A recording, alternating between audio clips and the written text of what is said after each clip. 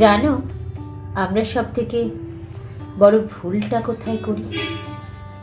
আমরা আমাদের ইমোশনস ভুল জায়গায় ইনভেস্ট করি। যখন সঠিক কোনো মানুষ আমাদের জীবনে আসে, ঠিক তখন তাকে দেওয়ার মতন আমাদের হাতে কিচ্ছু থাকে না। তখন ভেতরে একটা গিল্টি কাজ করে।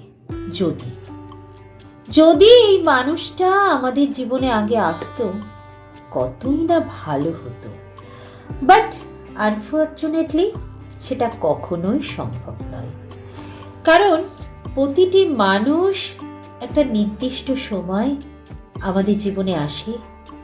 তাই তোমার এই ইমোশনস কোথাও ইনভেস্ট করার আগে না 100 টাইমস সেটা নিয়ে খুব ভালো করে ভেবো, কারণ তোমার ইমোশনস খুব মূল্যবান, আর সবাই সেই সম্পদ ডিজার্ভ করে না।